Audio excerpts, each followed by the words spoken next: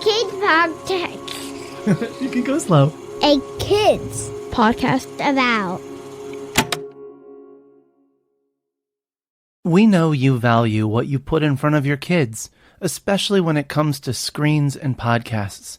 That's why we're excited to share a new podcast from our friends at Sleepiest, creating bedtime stories to help your kids fall asleep fast. Hello, Abby here.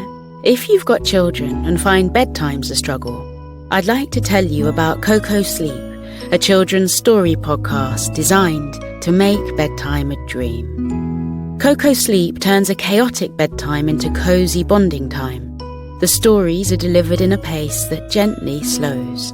Rumour has it that no one's ever heard an ending. So search Coco Sleep on your favourite podcast app and let's make bedtime a dream. That's KOKO Sleep, and I'll see you there.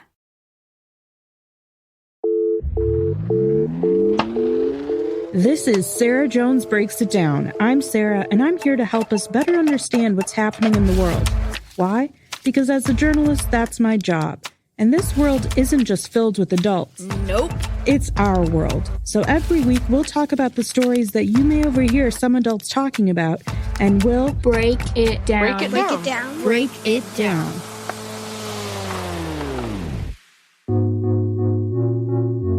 The FBI search of former President Trump's Mar-a-Lago property in Florida.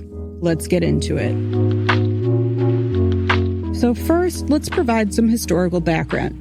And then let's look at what went down over the past few days chronologically, which means in the order that the events happened. Okay, background. On January 20th, 2021, when President Trump left the White House at the end of his term, all of his documents and records should have gone from the White House to the National Archives. That's because for the last half a century or so, presidential documents and records have been considered property of the American people and not personal property of the president. This basically goes back to the Nixon administration and the Watergate scandal. That's when it became a law that any presidential documents, top secret or not, are supposed to go directly to the National Archives when the president ends their term. The National Archives and Record Administration, or NARA, is an independent federal agency of the executive branch, and it's the nation's record keeper of all documents and materials created in the course of business conducted by the U.S. federal government. And they have the right to pursue the return of the records whenever they learn that records have been improperly removed or haven't been appropriately transferred to official accounts. In January 2018, when Donald Trump was president, he signed a change to the Foreign Intelligence Surveillance Act into law. That change is called S-139. The charge of moving classified material changed from a misdemeanor to a more serious charge of a felony, and increased the maximum sentence from a fine and 1 year in prison to a fine and 5 years in prison. Now, it's important to remember this law pertains to classified material only. Also on background, less than 24 hours before leaving office in 2021, President Trump authorized the Department of Justice to declassify a set of documents related to the investigation of his contacts with Russia during his 2016 campaign. According to a 2021 article by Politico, the FBI responded that it believed that all the materials should remain classified, but that some were particularly crucial and should be at least redacted, and that President Trump agreed.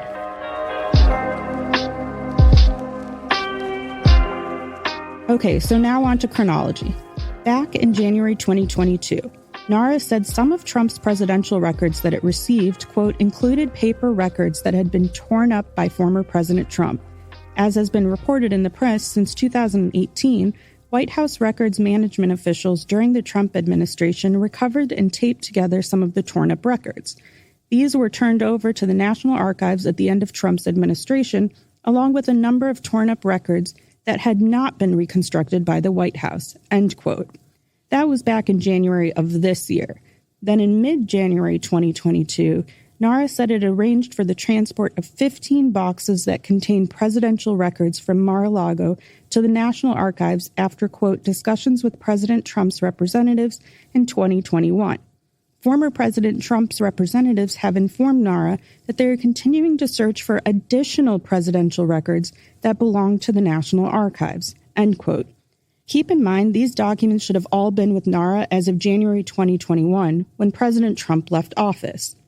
NARA says that for the last 12 months, Trump representatives helped locate presidential records that had not been transferred, and that whenever they were informed of located records, NARA would arrange for the documents to be securely transported to Washington.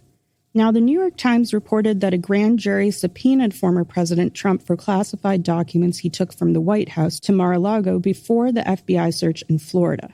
The FBI hasn't commented on this reported subpoena. Actually, the FBI said they weren't planning to even publicly speak about the search, but former President Trump publicly confirmed the search, which the FBI says this is right. Also, to be honest, there was a local reporter who tweeted that there was a search warrant executed at Mar-a-Lago, so it probably would have eventually come out.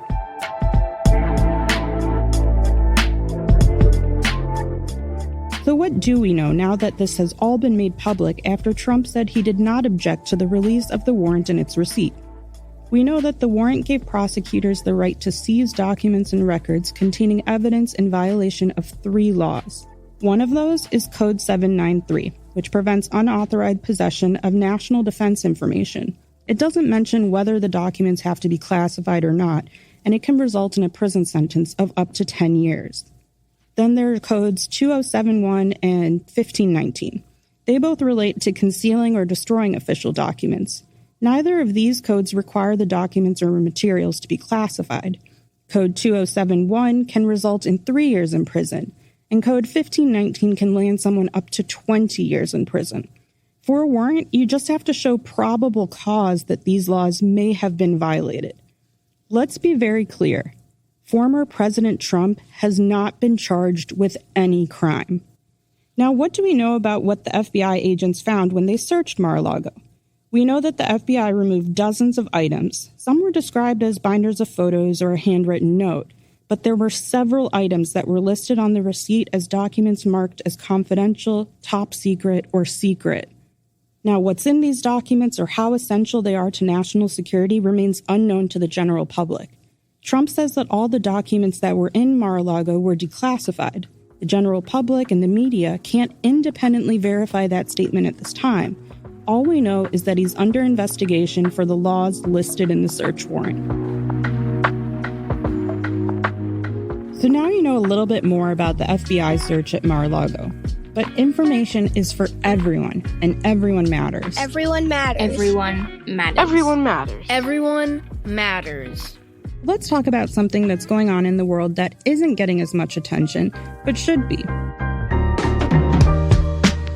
We've seen a lot in the news about the pandemic and monkeypox, and not about the context and understanding of the cause.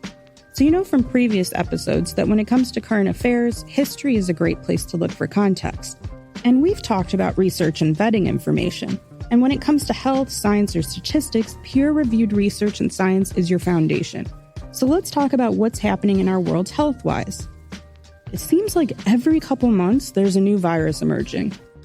As we encroach on environments where it's typically inhabited by animals, especially wild animals, not humans, then when we encroach on their environment, there's a chance of what is commonly termed spillover. So spillover of diseases from animals to humans, or vice versa, from humans to animals. And as we move into more and more areas that were previously natural habitats for animals, that risk increases. And that is one of the reasons that we're seeing more diseases and hearing about more diseases that we haven't heard about before. Another less researched variable or factor for why we're seeing more viruses than we have in the past could be climate change.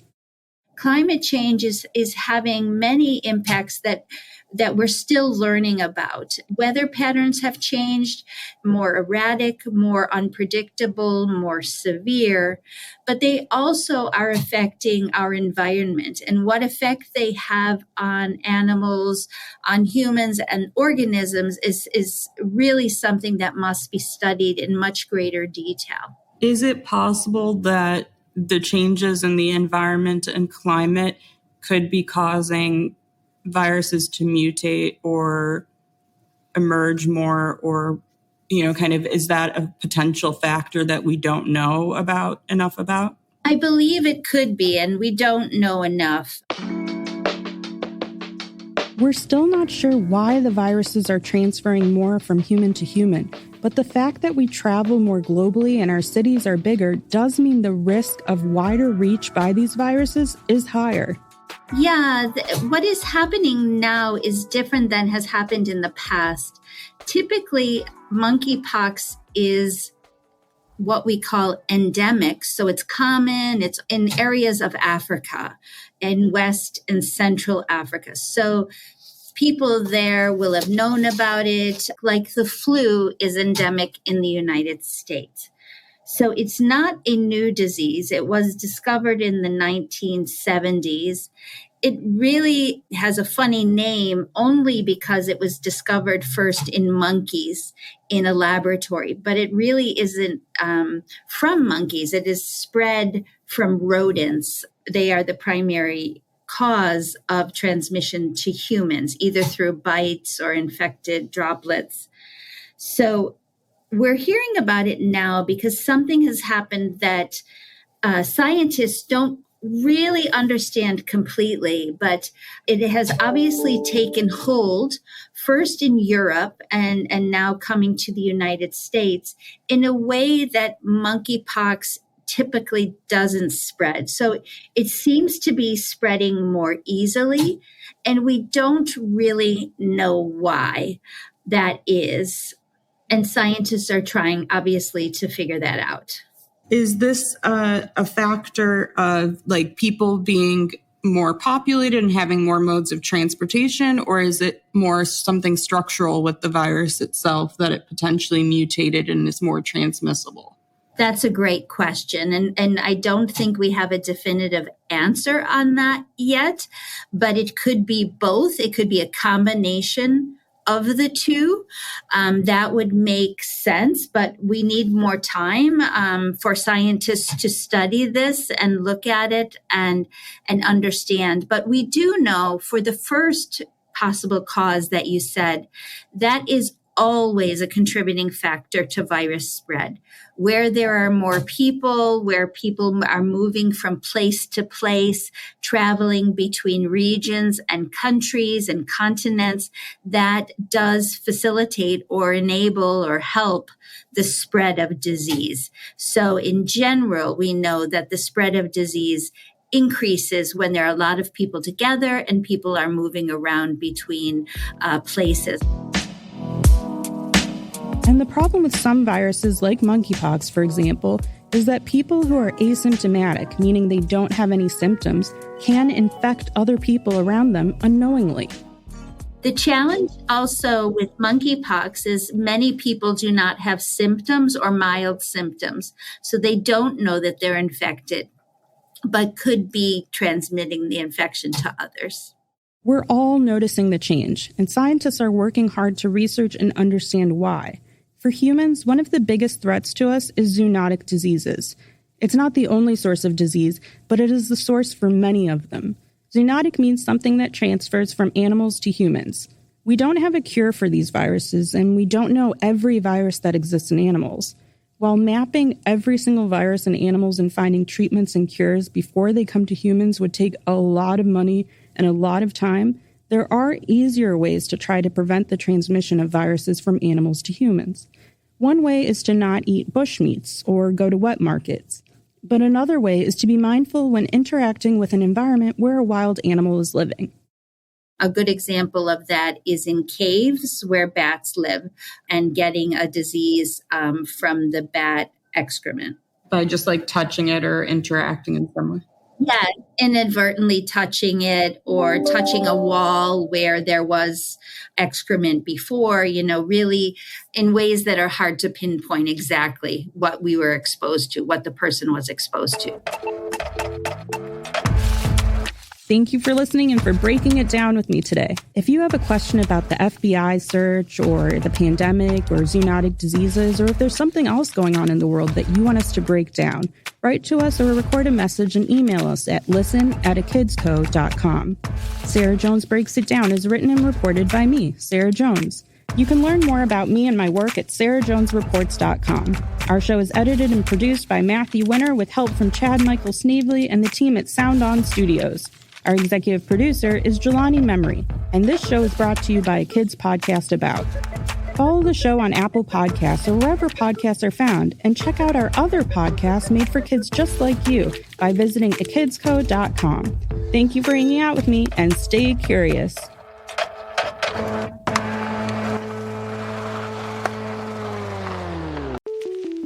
Thank you so much for listening to this show. Now let's help it grow. We love to hear what you think, and your feedback will help this show reach more listeners.